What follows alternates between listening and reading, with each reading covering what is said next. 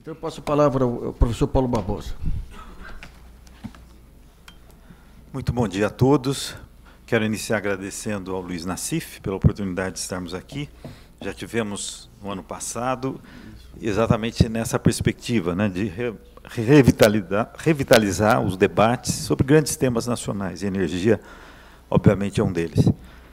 Bem, eu queria iniciar também cumprimentando o colega Ronaldo Bicalho pela excelente exposição conceitual, né, sobre um tema. O tema em si é complexo, além da complexidade em si, num sistema elétrico de grande porte como o nosso e outros mundiais, mas eu acho que ele conseguiu nos trazer uma visão bastante abrangente sobre as diversas dimensões que esse tema remete. Obviamente, ele trouxe para nós implicações econômicas, políticas, exatamente porque ele já explorou e ele tem propriedade para explorar bem esse tema. Eu vou me deter um pouco mais em alguns aspectos técnicos, obviamente fazendo as devidas conexões com implicações econômicas também. Bem, então eu vou apresentar aqui uma evolução comparativa de alguns países para situar onde é que nós estamos, Brasil, falar sobre os desafios, os problemas da inserção das renováveis no Sistema Interligado Nacional. É um projeto no qual nós estamos iniciando um trabalho de pesquisa sobre esse tema, exatamente sobre o projeto chamado Smart 100, que trata da inserção das renováveis no Sistema Elétrico Nacional. Bem, aqui alguns números, exatamente para situar-nos na posição brasileira. Eu estou trazendo dados da Administração de Informação Energética do governo americano e trazendo dados aí desde 2008. Infelizmente, eles se encerram em 2012, ou seja, o último ano mais atual que tem nesse banco de dados. E ali está mostrando a taxa de crescimento de 3 países da América, não é, que tem maior presença de renováveis. E as renováveis aqui, eu estou destacando aquelas não hidráulicas, porque a hidráulica em si já é uma tecnologia tradicional, não traz complicações, obviamente, exceto nas ocasiões de anos de escassez hídrica, como foi o ano passado e esse, no caso, brasileiro. Então, nós estamos vendo ali que, obviamente, a escala de exploração das renováveis não hidráulicas dos Estados Unidos, ela está muito além dos outros países ali considerados, o próprio Brasil e o México. No entanto, a taxa de crescimento, então, do Brasil, 18,5% nesse quadriênio, Estados Unidos 13,9% e México 5,9%. Quer dizer, nós, Brasil, acordamos para as renováveis não hidráulicas, não é? Então, a nossa taxa de crescimento aí é a maior dentre esses 3 países da América. Passando por uma comparação agora com países europeus. Então, a nossa escala ainda é pequena comparada, por exemplo, a Portugal, e aqui nós estamos falando da geração anual de fontes renováveis não hidráulicas. É melhor trabalhar com esse item, com esse parâmetro energético, do que capacidade instalada, não é? Porque o fator de capacidade varia muito entre países. E aqui é a produção mesmo, é a produção energética que veio das renováveis. Então, isso é mais facilmente comparável. Então, nós temos ali o Brasil, numa escala em torno de 40 terawatts horas anuais, não é? Nos diversos anos aqui analisados. A Alemanha, numa escala muito além, ou seja, 120, né? 3 vezes acima no último ano, ou seja, 2012. Itália, Polônia, Portugal, Espanha, enfim. Aqui nós nos posicionamos numa escala ainda inferior de exploração, não é? Nós acordamos para as renováveis, talvez tardiamente, ou seja, no momento em que outros países já estavam explorando numa proporção muito maior. Talvez, né, a gente pode explicar isso, esse nosso atraso do início, exatamente porque contávamos já com essa fonte hidráulica tão abundante, que é também renovável, né? Então, as não hidráulicas nós começamos a explorar mais tardiamente. Aqui a comparação é com países da Ásia. E aí, obviamente que a China desponta, né, numa produção enorme, né, a maior do mundo. E aí nós estamos mais ou menos no patamar da Índia e do Japão, né? Mas a nossa taxa de crescimento ela é significativa, né, comparável a outros países que não seja a China. Com a China, nada se compara. Bem, e agora fazendo um recorte, ao invés de renováveis não hidráulicas, vamos pegar especificamente as eólicas. Então nós temos aqui, ao invés de uma comparação agora por continentes, está aqui colocado alguns países selecionados, né? Então, o Brasil está se posicionando aqui nesse último ano com algo em torno de 5 terawatts anuais gerados em 2012.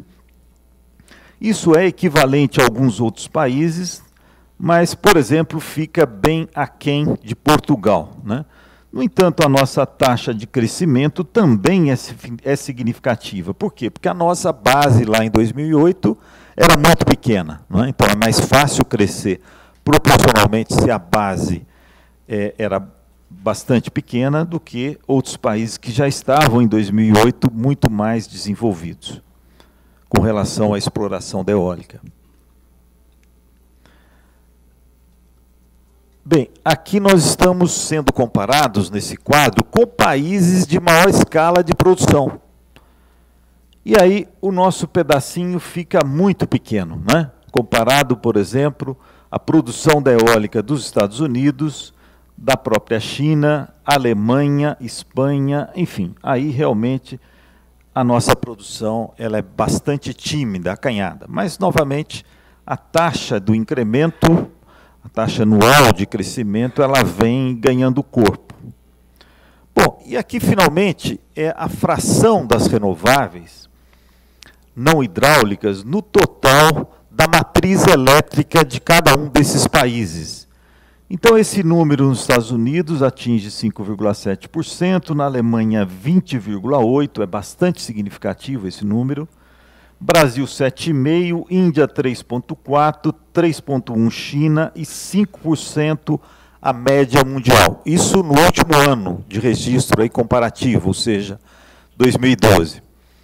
E aqui nessa outra coluna, a fração da geração eólica, que é esse componente de geração intermitente em cada um desses países. E aí nós estamos com uma fração comparativamente menor, não é?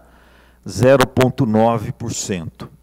De qualquer forma, esse é o grande tema de preocupação sobre o qual o Ronaldo Bicalho já destacou diversos aspectos, não é? Ou seja, qual é a proporção que cabe dentro da matriz se a geração é intermitente? Até onde poderemos chegar com essa participação crescente de geração intermitente? Particularmente a eólica, mas também a solar, que vem ganhando corpo. E aqui nós vemos algumas características desse tipo de geração, em particular a eólica. Ou seja, tem dois componentes delas que preocupam os grandes operadores dos sistemas. Primeiro é a variabilidade e o segundo é a imprevisibilidade. Então está aqui um exemplo lá da região do sistema integrado de Alberta, no Canadá, onde nesse evento aqui, nesse dia, houve uma feliz coincidência, ou seja, a produção eólica estava subindo ao longo do dia e acompanhando a carga. A carga é o que está em azul, a produção eólica é o que está em verde. Então, houve uma feliz coincidência da subida da produção eólica. Aqui, uma certa estabilidade nesse patamar, muito próximo à carga, e aqui até sobrando, né, em relação à carga, no final do dia. Já nesse outro evento, nós temos aí um descasamento entre a elevação da carga no início do dia e o declínio ao longo do dia da produção eólica, né? Causando um buraco enorme aqui, que obviamente tem que ser atendido, teve que ser atendido com outras fontes que estavam com alguma ociosidade, não é? Obviamente com os custos decorrentes desta ociosidade, mas elas estavam em prontidão para atender esse buraco da ausência do vento. Aqui é um outro exemplo de variabilidade, no caso dos parques eólicos da Califórnia, mostrando que numa determinada hora do dia, todos os parques caíram a sua produção simultaneamente, né? Algumas horas do dia, e depois houve uma recuperação. Então, esse é o grande problema e a grande fonte de complexidade para os operadores de sistemas. Como lidar com essa produção intermitente? O próprio ONS já realizou o seminário e está com muito interesse na nossa pesquisa sobre esse tema, porque, obviamente, a variabilidade pode ser diária ou pode ser sazonal. O baixo fator de capacidade das fontes, obrigado, em particular a fonte eólica, e a imprevisibilidade com diferenciação regional. Por exemplo, o estudo que eu vou trazer aqui para vocês em seguida, que é lá da região do Nordeste americano, ou seja, New Jersey, Maryland e Pensilvânia, há uma dificuldade enorme de fazer modelos de previsão da velocidade do vento, mas não a previsão do dia de amanhã, a previsão das próximas horas, especialmente na região litorânea, não é? O maior especialista em previsão de ventos é um pesquisador alemão. Ele chegou à conclusão que naquela região o melhor modelo de previsão é tomar o valor da hora anterior do vento, né? Ou seja, é imaginar que a velocidade do vento da hora anterior pudesse se repetir na próxima hora, né? É o que a gente chama de modelo papel carbono, né, de previsão, né? Ou seja, a precariedade dos modelos de previsão em determinadas regiões do mundo ela é muito grande, não é? E daí é uma origem da dificuldade de operar os grandes sistemas com maior presença de eólicas. Bom, aqui está o nosso país, com o planejamento das expansões do parque elétrico, priorizando, né, no plano decenal 2021, a presença da hidroeletricidade em região norte, das termoelétricas a biomassa na região sudeste e centro-oeste, e de centrais eólicas no sul e no nordeste.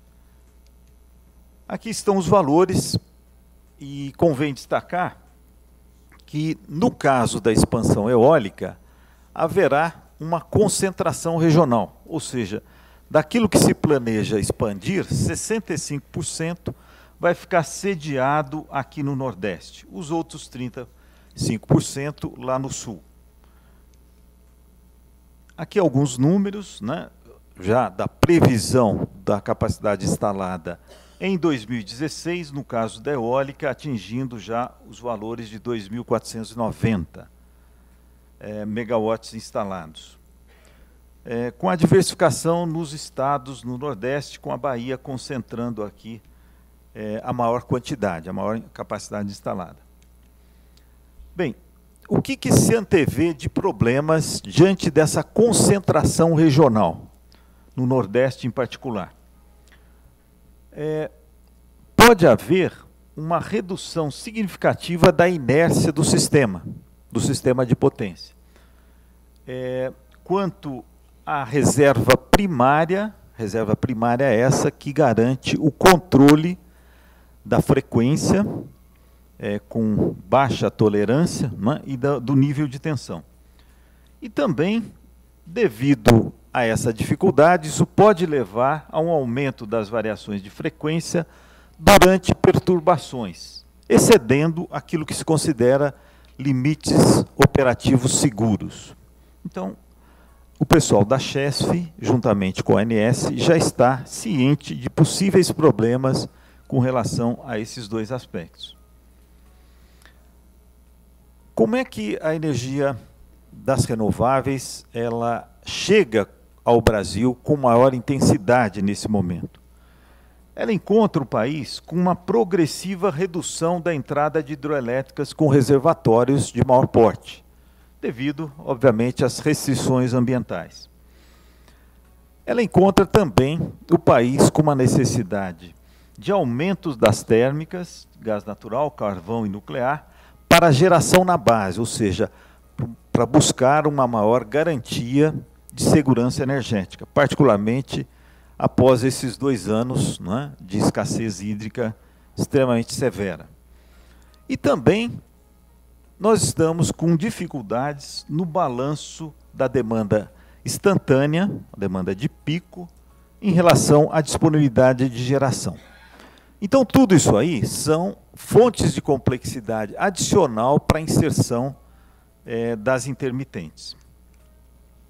E a partir da experiência internacional, em alguns aspectos já destacada aqui pelo professor Ronaldo, o que se evidencia como necessidade para uma maior participação das intermitentes? Primeiro, necessidade crescente de reserva, a chamada reserva primária, não é, para regulação de voltagem e frequência. Necessidades de reserva girante maiores, maior inércia do sistema, em particular para garantir recuperação de estados de contingência. É necessário também uma flexibilidade muito maior, né? Foi bastante destacado pelo Ronaldo, porque fontes mais de despachabilidade maior, e em particular rampas mais rápidas de subida e descida, serão necessárias para fazer frente à convivência com aquela produção intermitente. E como consequência disso, aquelas fontes que operam na base, no seu ponto de máxima eficiência, terão oscilações maiores, deslocando a geração dessas fontes convencionais das situações de menores custos, ou seja, das situações de maiores eficiências. Então, são algumas das consequências e desafios da entrada mais maciça de renováveis num sistema, mesmo sendo ele interligado e tão extenso como o nosso. Então, em termos de necessidade de pesquisa e de ações institucionais, será necessário aprimorar as questões regulatórias e comerciais para viabilizar a implementação em maior escala das renováveis. Questões de alocação de custo, por exemplo, o custo dessa ociosidade de sistemas que terão que ficar em reserva de prontidão para atender contingências. Quem paga esse custo? Não é? Como é que ele é distribuído entre os agentes dos sistemas que operam com as suas diferentes fontes? Haverá também necessidade de aumentar os estudos de capacidade de transmissão e reforços regionais, não é? Quanto mais interconectado o sistema, melhor, dá mais flexibilidade operacional, não é? Obviamente, isso implica também em custos adicionais, não é? E o rateio desses custos é algo a ser tratado do ponto de vista regulatório. Obviamente, o operador do sistema tem que estar apto e estar habilitado, tem que estar convivendo com manobras mais rápidas, manobras operativas mais rápidas. Para algumas fontes, o liga e desliga, né, o colocar na máxima capacidade e depois, algumas horas seguintes, reduzir isso para metade da capacidade ou 20% da capacidade, obviamente que essas oscilações reduz o tempo, a vida útil, e vai implicar em necessidades de manutenções mais frequentes, ou seja, é uma fonte de custo adicional. E, obviamente, é necessário também aprimorar os modelos de despacho de curtíssimo prazo, seja com o suporte em melhores previsões da demanda, né, e com as oscilações que ela tem, nós todos vimos isso nesse verão e no verão do ano passado, né, as dependências que essa carga tem com relação à temperatura. Então, tudo isso precisará haver esforços de pesquisa e aprimoramento. Então, reconhecendo tais necessidades, que o nosso grupo lá da Unicamp fez uma parceria com um grupo da Universidade de Princeton, exatamente para desenvolver um modelo adaptado às necessidades nacionais. E a motivação foi que eles já têm a experiência de dar esse tipo de suporte para um grande mercado americano, que é o mercado do PJM, ou seja, Pensilvânia, New Jersey e Maryland. Esse mercado ele é muito grande em termos de capacidade, ou seja, é 165 gigawatts de capacidade instalada, né? Então, apenas esses 3 estados têm um consumo de energia elétrica maior do que o Brasil inteiro. Então, é um sistema interessante, porque ele já tem a complexidade suficiente para trazer, importar aquilo que é possível, né, de ser importado, né, de soluções, para o sistema brasileiro. Então, nós pretendemos nessa pesquisa, que está bem no seu início, e é um grande projeto de P&D, com o suporte das empresas do setor elétrico, nós pretendemos, então, fazer o estudo e a modelagem, através do modelo computacional, do efeito da entrada das fontes intermitentes, em qualquer lugar do país, havendo a conexão com o sistema interligado nacional. Nós vamos simular as manobras operativas necessárias exatamente para dar conta dessa complexidade da intermitência. E também um aspecto bastante importante que o ONS está valorizando é esse terceiro, que é a necessidade de determinação das reservas operativas. Ou seja, todo o sistema brasileiro, bem como os sistemas tradicionais do mundo afora, eles foram planejados num paradigma de produção de usinas não intermitentes, não é? Então, é lógico que nessa nova visão, nesse novo momento de uma entrada maior com a presença de renováveis, uma série de critérios operativos de segurança precisa ser revisto, incluindo esse nível de reservas operativas a ser mantido para permitir dar conta das oscilações das intermitentes. Aqui está uma representação esquemática desse mercado dos 3 estados americanos, e esses círculos representam as usinas. O tamanho do círculo é proporcional à potência sendo produzida pelas usinas.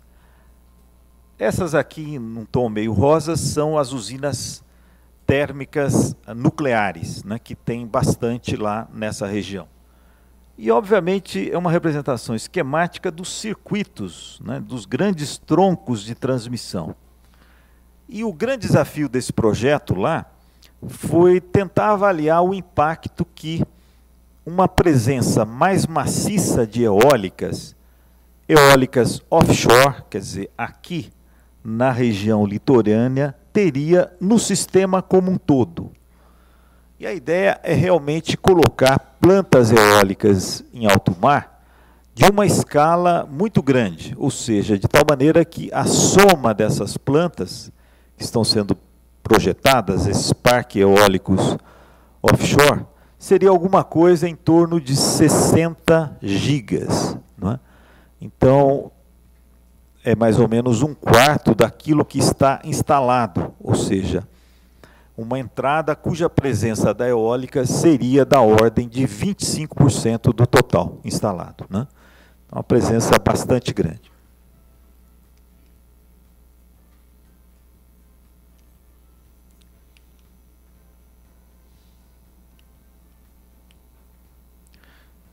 Eu vou pedir para o para o rapaz que está operando aí o sistema para dar um clique em cima dessa figura, porque daqui eu acho que eu não consigo fazer.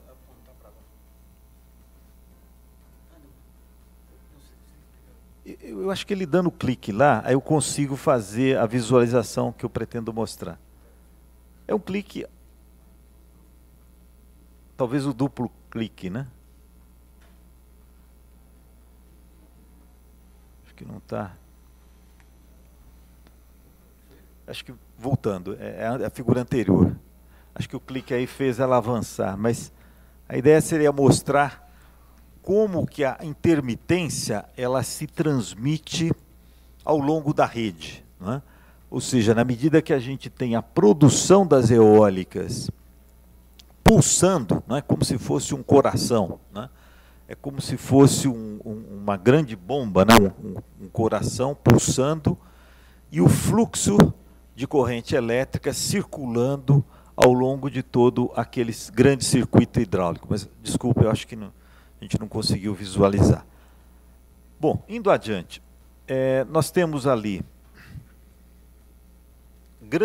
os grandes blocos de produção eólica, são diferentes cenários, desde alguns de menor intensidade até outros de grande intensidade naquela região costeira. E o efeito disso modelado através de um grande modelo computacional em termos de atendimento da demanda desse sistema como um todo. Então, o que nós estamos vendo, e aí uma primeira necessidade, ao tentar fazer a modelagem computacional, é trabalhar com uma escala muito fina de representação, ou seja, o intervalo de discretização aqui, adotado, ele teve que ser coisas da ordem de 5 minutos. Por que 5 minutos?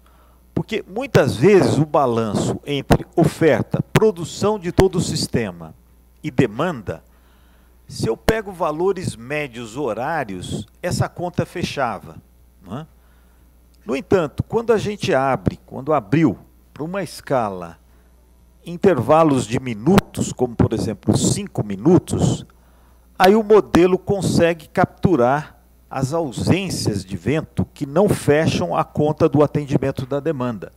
Então são esses casos aqui, ó, não é? Esse exemplo, esse outro, tudo que está em azulzinho, ele está abaixo daquilo que é a demanda do sistema, não é?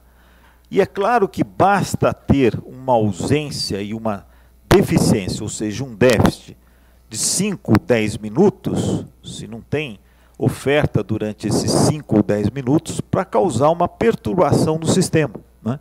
Eventualmente podendo implicar num blackout, né? Que tem aquele efeito cascata que a gente conhece, né? Trazendo um transitório aí altamente indesejável para a operação do sistema elétrico.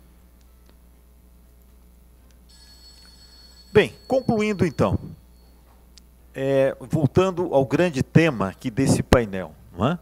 O risco eólico, diante dessas incertezas todas, ele vai se somar ao risco hidrológico, né, que já sofremos de maneira tão dolorosa aí ao longo dos últimos 2 anos? Não necessariamente, mas é óbvio que é preciso pesquisa, capacitação, recursos para conhecer muito bem o problema e se preparar para evitar a superposição de riscos e trabalhar, obviamente, na perspectiva da mitigação. É óbvio que, como o Ronaldo falou, essa preparação não é apenas tecnológica, né? Os modelos vão nos ajudar a tomar boas decisões, o ONS está capacitado e com interesse nesse tema, mas, obviamente, aquele papel de coordenação institucional, né, que é o papel do Estado, ele se mostra extremamente presente nesse momento também. A experiência internacional ajuda? Sim, muito, não é? E nós, brasileiros, às vezes incorremos em algum risco no passado de achar que a gente já conhece tudo, né? É como entrar na Copa do Mundo de salto alto, né? E sabemos os riscos que isso nos traz. Temos uma trajetória bem sucedida de construção e tecnologia do sistema elétrico atual, mas é preciso estar muito atento ao que o mundo está fazendo nessa área, ou seja, na área de introdução das renováveis, em particular essa categoria das intermitentes. Então é preciso reconhecer realmente que precisamos aprender muito com essa experiência internacional. E é claro que o objetivo disso tudo é que a gente passe, então, na nossa agenda energética, de uma fase de gestão de crises para uma fase de gestão de riscos. E temos competência para fazer isso. Como também o Ronaldo destacou, temos vantagens competitivas enormes, o nosso sistema é altamente integrado, ele tem os reservatórios naturais hidrelétricos que são acionados rapidamente, né? Eles têm aquela propriedade de flexibilidade muito boa, basta 1 ou 2 minutos para a gente colocar uma produção enorme de hidrelétrica, exatamente cobrindo aqueles buracos da ausência da eólica. Não é? Então, realmente temos todas as condições de superar, não é, essa fase de transição e entrar nesse mundo de complexidade, né, mas de oportunidades também, grandes negócios surgindo, a nossa agenda e o setor elétrico pode realmente sair fortalecido dessa experiência. Muito obrigado.